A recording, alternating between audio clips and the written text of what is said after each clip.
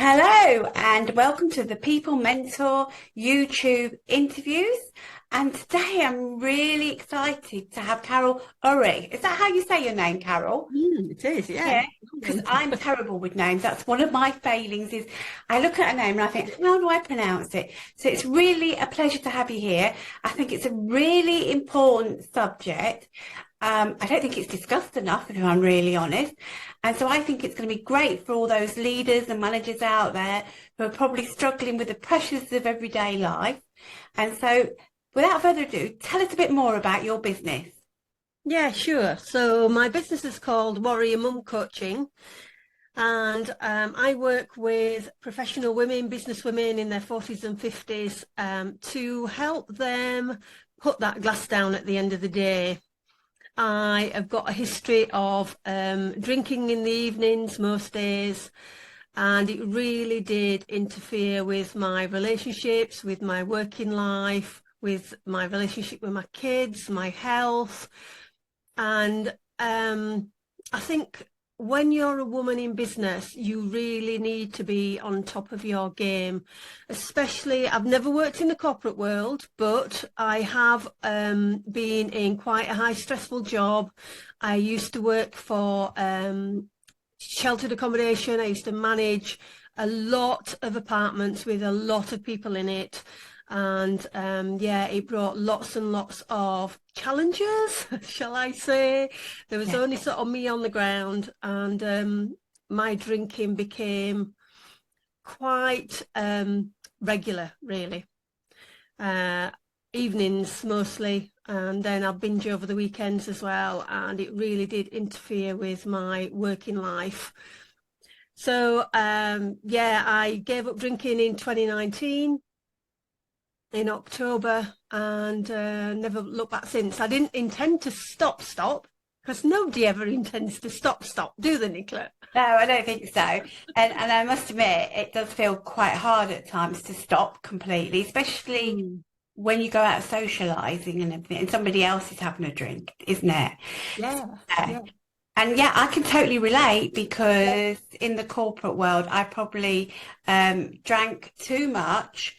I would say, it wasn't excessive. It was never like a bottle of wine. I wasn't to that degree, but my husband and I might share a bottle between us. Okay, so Carol, yeah, that's really interesting because I know from the corporate world, I would really see a glass of wine as a reward after a terrible, terrible day at work, it would feel.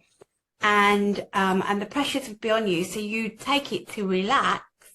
But then you'd get up the next morning and you'd have a bit of a headache and you probably your thinking wasn't quite right.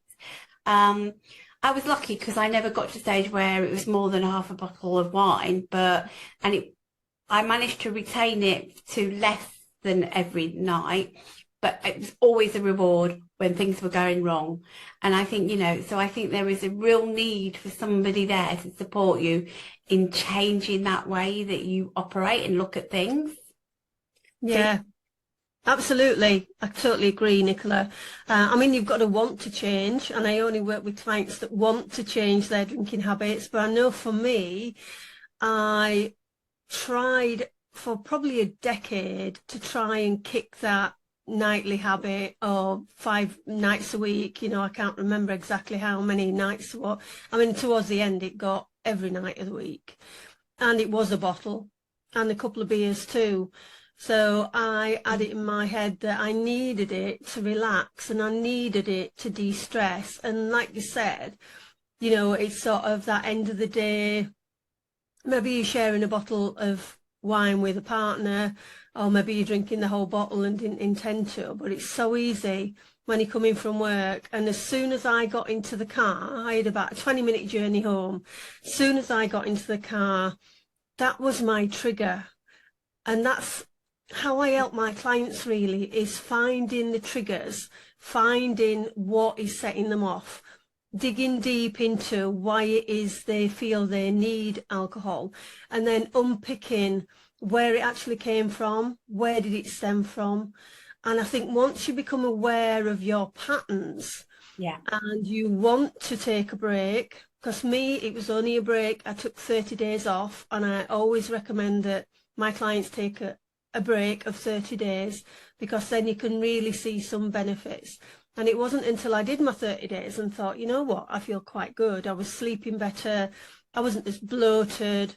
Because alcohol is a dehydrator, we hold on to any liquid that we've got. So you would be amazed that after a week even not drinking, how your face slims down, your tummy area slims down, because you hang on to water because your body's thinking, I don't know when I'm going to get my next drink, because it's a diuretic, alcohol, so it makes you pee. So you Yeah, lose. that's indeed. Yeah, it does, especially lager, doesn't it, and beers. Yeah. And your body thinks your body is in constant dehydration, and of course all our cells are all made up of water. Yeah. So we get really dehydrated. So having to yeah, it just has an adverse effect on us. We don't sleep very well. It interrupts our sleep pattern. It Oh, interrupts dreadfully. with our Dreadfully. REM sleep. And Yeah. you know, I don't know if you've ever woken up. A lot of people, and probably our listeners will relate to this, but waking up at 3, 4 o'clock in the morning when you've been drinking is quite common, and people don't attach it to their drinking, but it's all part and parcel of drinking, because what happens is when you stop drinking, say at 10 o'clock at night or 9 o'clock at night, your blood alcohol levels start dropping. But when you take your first drink, your body needs to balance itself out because it sees it as a toxin, because it is a toxin to our Mm. bodies. And it releases cortisol, which of course is the stress hormone. So the blood alcohol level drops in the night because you're no longer drinking, but the cortisol's still racing around in your body. And that is why you get that 3, 4 o'clock wake up, that dread sometimes. Don't we lay there for hours thinking Yeah. about all the worst things? It always seems massive, doesn't it? Your issue It does. at 8 o'clock in the morning. Yeah, it does. Really black. Really, really, Yeah, yeah. yeah, And it you go does. through things that you've done and things you Mm, wish you hadn't done. And yeah, and yeah, especially when you've had alcohol, you think about all the things you wish you hadn't said and oh, yeah. horrible You can feeling. remember what you've said and done. Yeah, That is because it affects our memory, the part of our brain which is all to do with memory. So again, that is why people can't remember often if they've done any texting or anything, or where they've left their bag, or you know, raiding the fridge. You know, they see the evidence in the morning, thinking, "Oh, I can't remember cooking that pizza or getting those chips," or you know, it has a knock-on effect. And the women I work with as well are in their 40s and 50s, and of course we're heading up to menopause, we're perimenopause, in menopause, and it causes absolute havoc. It does with your hormone levels. yeah, definitely. Yeah, yeah, Definitely. hot flushes. It's just a classic. I remember having a glass of red wine and that hot flush just coming straight Yeah. away, because it's actually a vasodilator, so it actually expands your blood vessels, makes you feel really warm. And yeah, I could Worst go on for thing. hours, Nicola, talking about the effects on our body, because it has a huge amount of effects. But Yeah, it does. And I think, I mean, now, I can, if I have one glass of wine or one gin and tonic, mm, suffer terribly, but that's because I'm on blood pressure tablets. And of course, you're not supposed to drink with blood pressure tablets. no, Um, and the knock-on effect to that is really, really is toxic. yeah, And so 90% of the time I don't drink now, but it's still when you're in that social occasion. And so, how do you help people cope when it comes down to that social occasion? You know, how do you get them? What kind of tips and tools do you use with your clients? lots. Really. I've got lots of tips and tools that I share regularly on my social media, actually, if anybody follows me on social media, which we'll chat about at the end. But Yeah, yeah, I think planning. It's all about planning. You can't go out to a social occasion and think, oh, I'll see what I feel like when I get there, because you can guarantee you will have a drink, because there'll be somebody there ready to say, what you're drinking, Carol, and you will make a snap decision. Even though you think I'm not going to drink tonight, you will. So I go through with my clients preparation, and we start preparing probably 3 or 4 days in advance, or even sometimes a week. Because the way I work with my clients, it's a non-traditional, it's nothing to do with 12 steps, it's completely different. The ladies that come to me are not classed as alcoholics, which is a word that it's not actually a medical word, it's alcohol use disorder. But it's only about 10% of the population that are actually physically dependent on alcohol. The rest of us use it really to self-medicate, help us get to sleep, or to push down emotions, or deal with things that we really don't want to deal with. So when my ladies want to go down to the pub, or they've got a restaurant meal booked, a special occasion, a wedding, whatever, we get their mindset ready around it. So we talk about why it is they feel they need, because often it's a treat. We look at it as a Yeah, treat. And that goes right the way back to when we were first introduced to alcohol, or what we saw our parents do, or our carer who brought us up do. And it's ingrained in our subconscious, Nicola, so much. yeah, So I give definitely. them, yeah, and I just give them lots of tips and techniques. One is, yeah, find out at the venue where you're going, find out what non-alcoholic alternatives they've got, get there early and get a drink in your hand. So, you know, people aren't going to say, oh, we're going to have, and you're going to cave. Always have an answer for why aren't you drinking. You know, I'm up early in the morning, or I'm on medication, or whatever. You want to have that conversation ready. And if they continually try and force you into drinking, just change the conversation. If you see them saying to you, you're emptied, you know, your glass is empty, would you like, say, oh no, I'm fine, thank you, or I'll have a lemonade, and they say, oh, go and have a drink, go on, have a whatever it is you normally have. Change the conversation and just say, hey, I meant to ask you, how's the new job going, or what was the holiday like, or how are the kids, and completely change the conversation.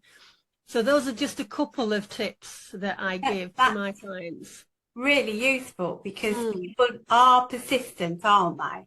they can be. And often won't accept the reason that you're not drinking. And I think, you know, we need to get a lot more understanding and not pressurize people into things. So it's a really good point. So yeah, that's really interesting. Thank you for sharing those. That's really helpful. That's no problem. So, and that really takes me to in a world that often associates success with socializing and involving alcohol. Mm. So is that part of your guiding people through those better choices, especially when you're in the business culture? Because I can remember going to a team event and it was overnighter and people were drinking and I was really struggling with the fact I wasn't drinking.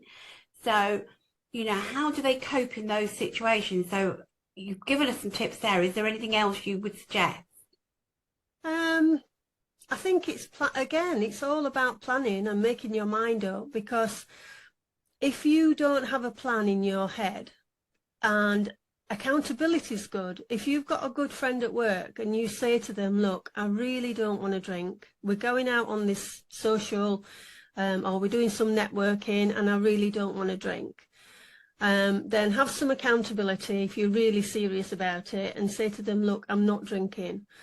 You can always get, again, it's making that choice of getting something. I used to get a gin and tonic glass with just some Fever Tree Mediterranean tonic, put a slice in it, put a straw in it.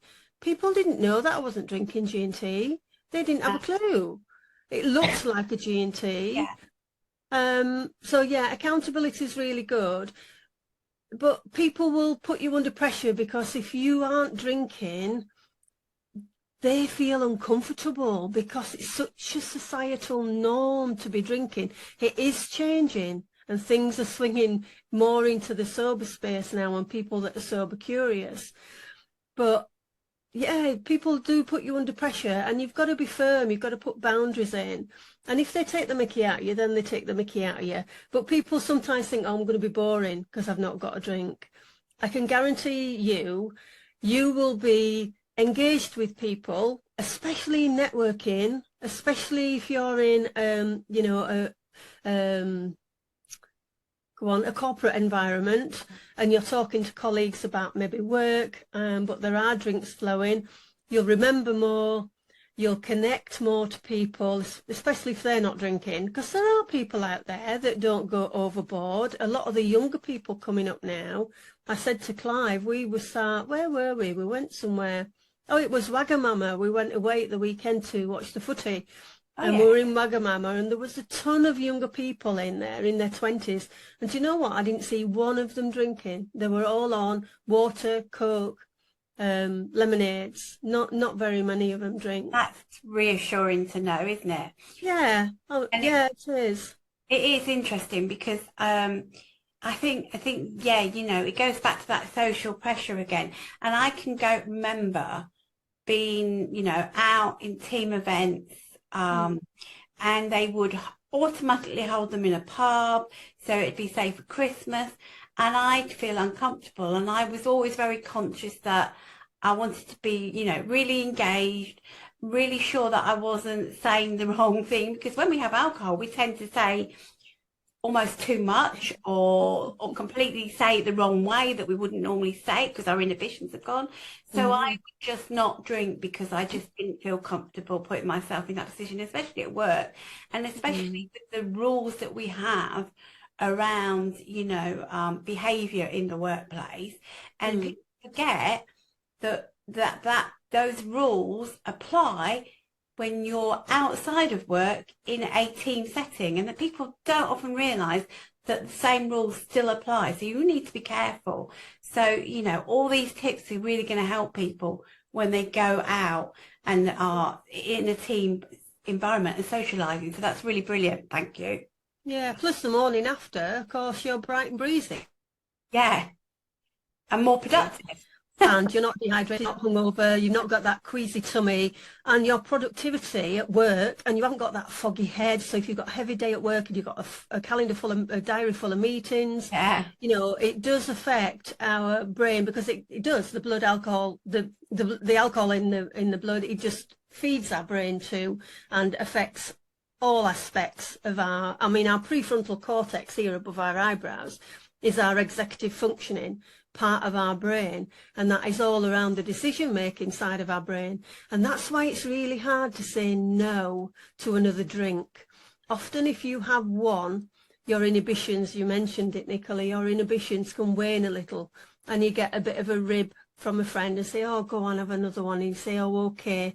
And then you're down that slippery slope, aren't you? You Now, are. if you can plan ahead and get some accountability, find out what they're serving, make your plan, or even become designated driver. Another tip is to record something on your phone to say the reason why you're not drinking. And if you feel tempted, take yourself off to the ladies. Listen to what you've said on your phone. I'm not drinking today because, could be whatever reason. Maybe you've got diabetes or, like you said, blood pressure. It affects our heart. There's a hormone called renin, and that's what sets the blood pressure off. So you've got to be really careful because if you notice when you drink any alcohol, your Mm, heart rate goes up. Um, definitely. your blood pressure drops to start with when you start drinking, but then this renin kicks in, this hormone, and your blood pressure does go up. So Mm, cardiovascular, the heart side, that myth of red wine's good for your heart is mm. complete and utter rubbish. Because to get the resveratrol, which is the antioxidant that's in the grapes, you'd have to drink 40 litres of that to get your recommended daily allowance. So I think you probably end up in A&E, Nicola. I And think you there's would. lots of other ways you can get it. Nuts and blueberries and all the berries. So And feel yeah, better for it. yeah, absolutely. Yeah, completely. No binging then, you see. It gets your appetite going, doesn't it, Oh, isn't when it you're drinking. funny? Isn't it Mm. funny how when you've had a drink, you want to then eat something and eat something you wouldn't normally be eating? No, no. That's another part of your brain. And I'm just trying to think what it is. It'll come to me in a minute. And that is um part of it, amygdala, that's it. And it is Oh yeah. part of your appetite, your sleep and appetite. It's all related to your amygdala, and that is the reason why you want to binge. I was always a big carb fan, so I'd be like chips and kebab and Yeah. pizza, and then you feel horrible the following day, and then you've just, oh. Yeah, it's really weird because when I was younger, and I'm going to be showing my age now, but when I was young and had left home and just got married, um, there weren't many supermarkets back then, so you Mm, didn't drink like you see now, no. and it was a rare occasion. You'd probably get a bottle twice a year, um, and I felt so much healthier then. And then I kind of started joining the gym and I got really keen on that. And then I moved to a job that was 2 hours traveling Mm, away. And that was when my gym sessions went kaput. And then I saw it as a reward was to have a glass of wine when I got home mm, because I was coping with the pressures because it was high pressure. mm. And then also having to do all that travelling, which just felt another bit of a nightmare on top of it all. So, Yeah. not to say I didn't have some great times in that job, Mm. and then I realised I needed to do something about it. And you're right. I think that if you've got these tactics, that helps enormously. And you've got to Yeah. be willing to take the actions, haven't you? Oh, definitely. I mean, there's no point having all the knowledge and then not doing anything about it, because it really depends if it's affecting you. With me, it was affecting my relationships. As I said, it was affecting my work. It was affecting my relationship with my kids. I didn't want to go out at weekends. Friday night, I'd binge, and then I'd be hungover on Saturday. Then I would get up Saturday morning thinking I've got loads of stuff to do. I worked Monday to Friday. There's the shopping to do. There's housework to do, washing to do, kids to sort out, school uniforms, blah, blah, blah. On it goes. And then by 4, 5 o'clock, I'd have forgotten about how bad I felt on Saturday morning, and I'd be drinking again. And then on Sunday, you'd be back to it. And then Monday, you get up, you completely lose your weekend. And then you would think, we're back to the grindstone on Monday, but feeling awful because you'd overindulged all over the weekend Okay. and just lost that time, that quality time, Yeah. that because, you know, my kids are grown up now. Well, I didn't really drink heavily when they were younger, but certainly when they were in their teens, I did. And the times, I mean, one of the catalysts to me actually deciding to take a break was my son got stranded at Birmingham New Street Station. He was 19, he'd gone to the NEC. It was a bank holiday weekend. There was works on the line. We didn't know about that. We'd been drinking most of the day, barbecuing, and he rang me at 8 o'clock that night to say he'd missed his train. Could I go and pick him up? I was absolutely mortified because the thoughts, my son's got Asperger's syndrome and ADHD, so he's on the autistic spectrum, so he's a little bit reliant on parents still. Yeah. And I couldn't go and get him. And his dad, my ex-husband, because I'm remarried and his dad's remarried now, and his dad had to go and pick him up. And I felt so ashamed that I wasn't there for my boy, and embarrassed that, Mm. my ex-husband had to go and pick him up. I was like, what does that say about me? But yeah, that was a catalyst for me. So it's that knock-on effect. If it's having that Yeah. detrimental effect on your relationships and your work and things, then maybe it's time for a rain check. Because if you don't do anything about it, it's a slippery slope, Nicola. And where you're going to be in a year's time, where are you going to be in 3 years' time?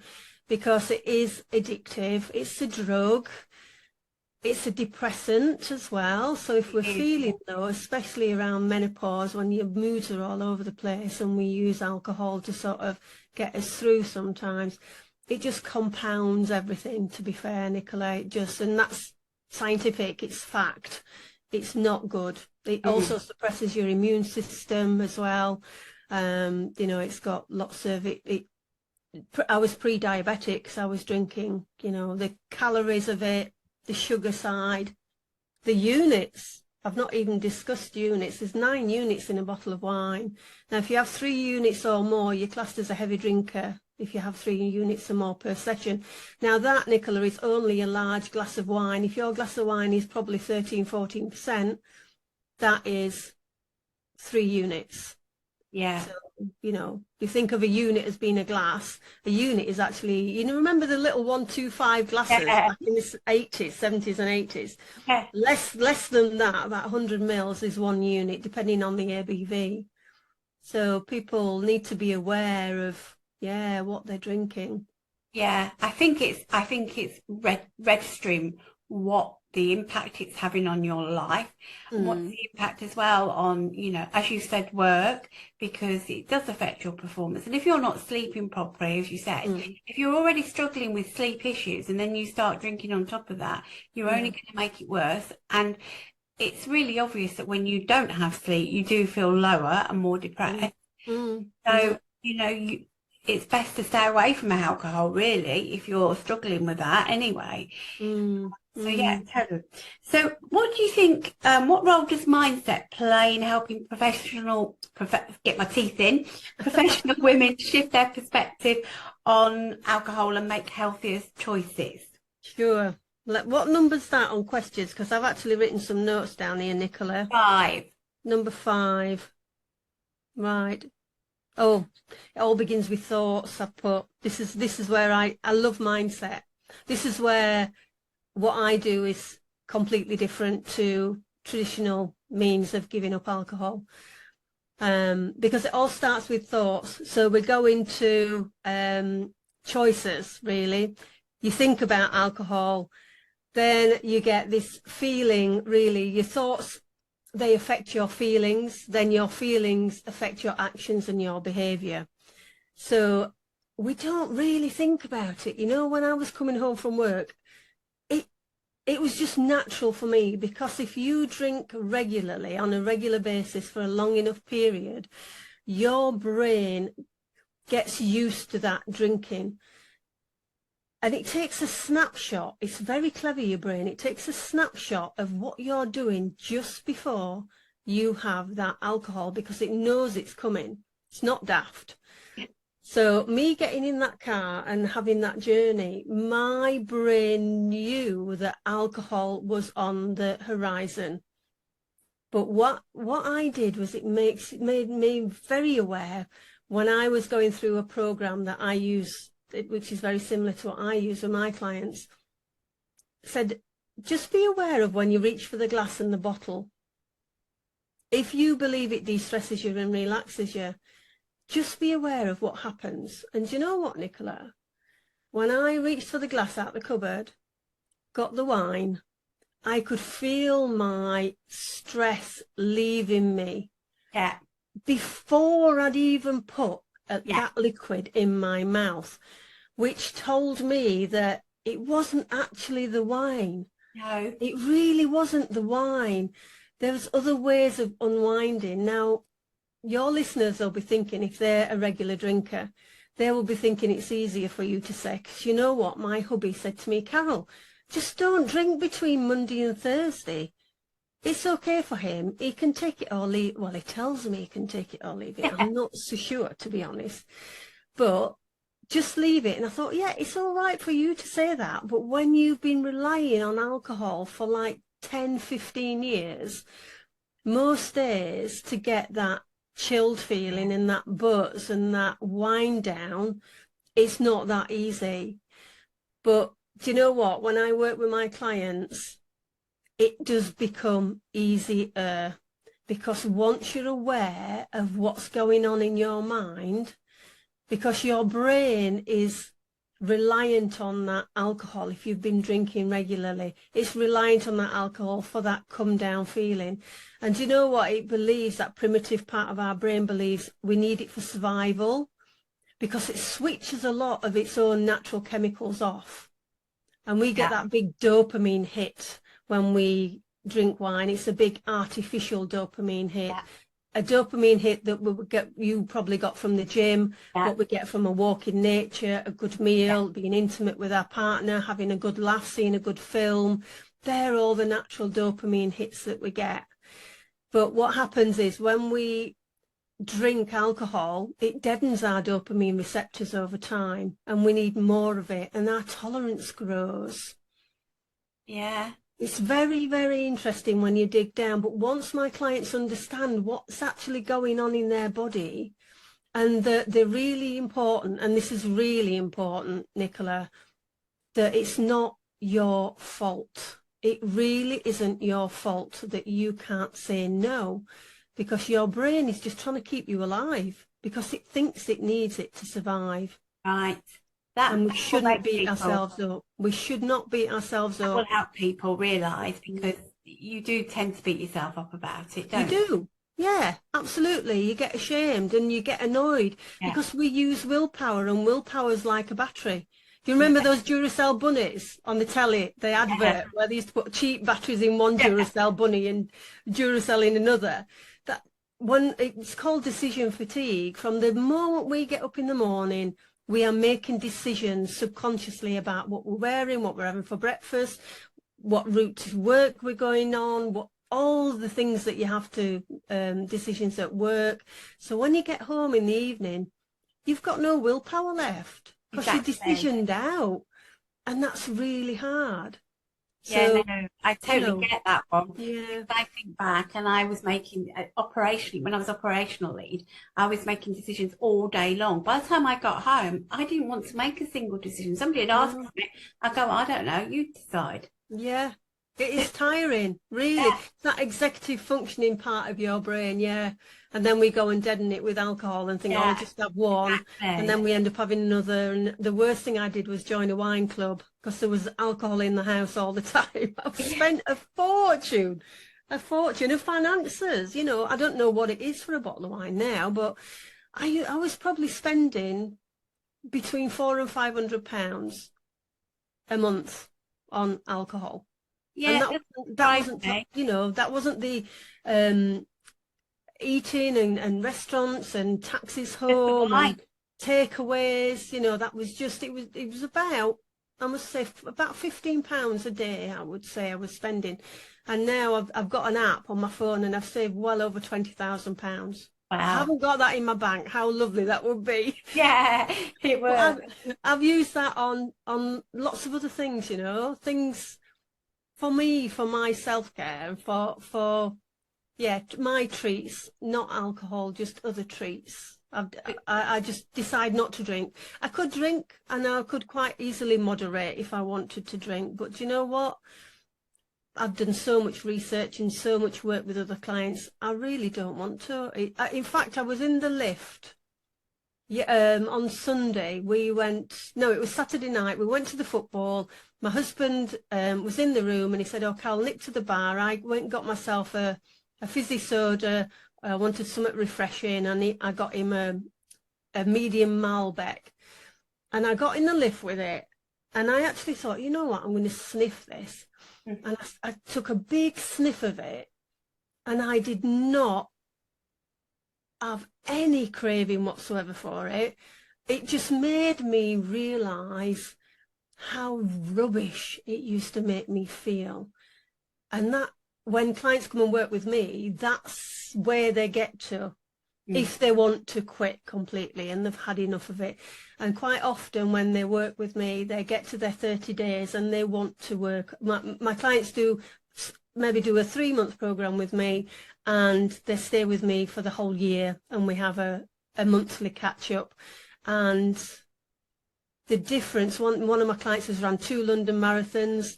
She's now done a training to become a magistrate. Another lady has really done well in her career, has really blossomed, has got the confidence now to ask for what she wants at work. She wants flexibility now. She's getting a little older. And, you know, I don't only talk about alcohol, because once that big domino of alcohol's gone, and you've conquered it, whether that's through moderating and just moderating well or giving up, it just improves every other aspect to your life. I can It believe really it. does. Yeah. Yeah. Just Work, relationships, your health, feel everything. better as well, don't Mm. you? So Yeah, you kind of answered because I was going to ask you about success. So that in itself shows the successes from these people, these clients you're talking about, and that's yeah. fantastic. Yeah, you've So got that energy. You've just got that energy. You've got yeah, that bounce. You're not fatigued because you lack of sleep, or you just feel like you're ready for the day when you get up after a good night's sleep. And yeah, you can conquer whatever you want to conquer. You can. I yeah, mean, I've started my business, and I feel fantastic in the morning. I naturally wake up about 5, 6 o'clock. I go to bed at 10, read for half an hour. And my body is naturally waking up because it takes a while for that balance. Probably takes good three months. That's why my program is 3 months to sort of balance everything out. And then you start feeling the benefits. You start feeling the benefits straight away, but because your the chemicals ultimate. and Yeah, yeah, things have got to start firing because they're thinking, oh, we're not getting wine anymore. What's going on here? Or we're not getting a G&T or whatever you drink. So it takes a while for the homeostasis, it's called, for that good balance to come back. But yeah, well, my clients are just, yeah, going on great. that's All brilliant to guns hear. blazing, off they go. Yeah, yeah, yeah, yeah.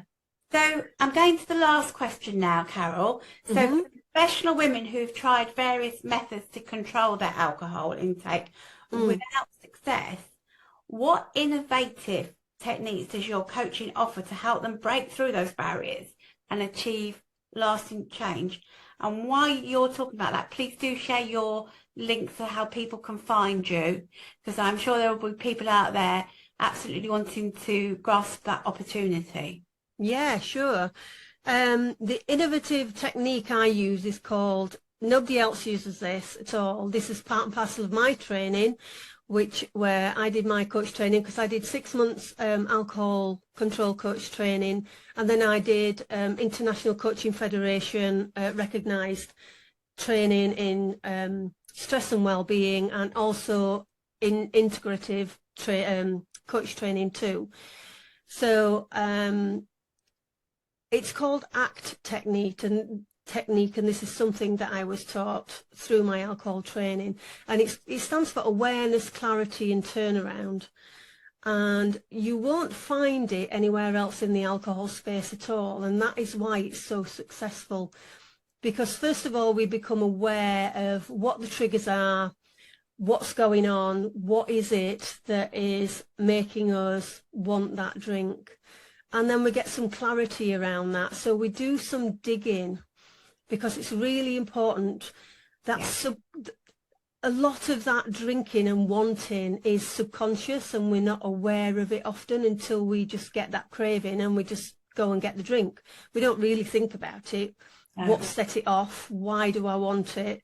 Often it comes from our perception around alcohol, how we've been brought up, or maybe you were a teenager, you were down the park with the White Lightning cider or whatever, or you had a partner that drank. I'm ashamed to say my husband, when he first met me, I was a big drinker then, and he hardly drunk at all, and I made him into a bit of a drinker. Thankfully, he's settled down now. But yeah, so we look at the clarity around why we do what we do, and then we look at turnaround, and we look at how we can make changes, and that often is in the mindset work that we do. And it's all about rewiring our thought patterns, which Mm. is, there's a lot of that around now, but not so much around the alcohol space. There isn't.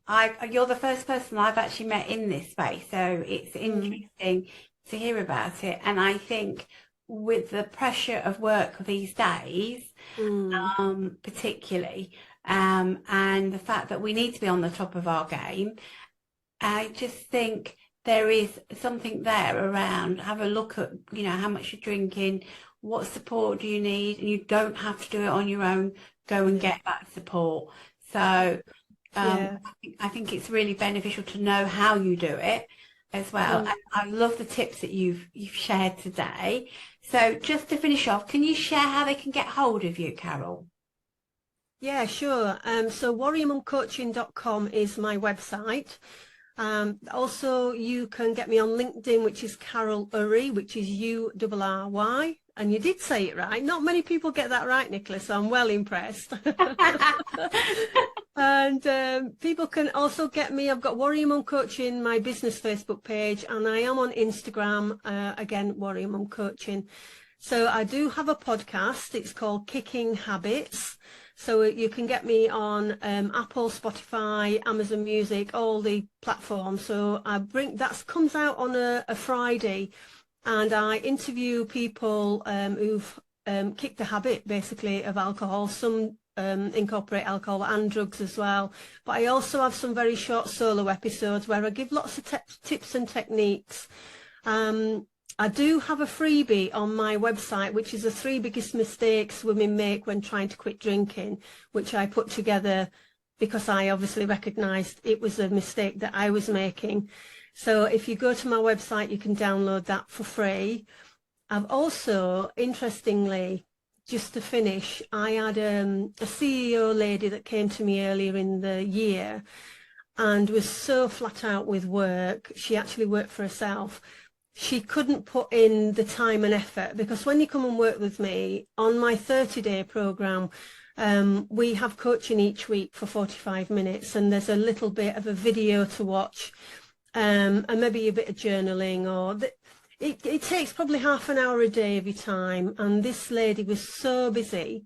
So I've actually just put together an accelerator VIP day where you actually come and work with me for the day, 5 hours, lunch is included, in a lovely hotel, where I just completely soak you in and immerse you in all the information that you need. I'm an emotional change therapist as well, which I work with emotions.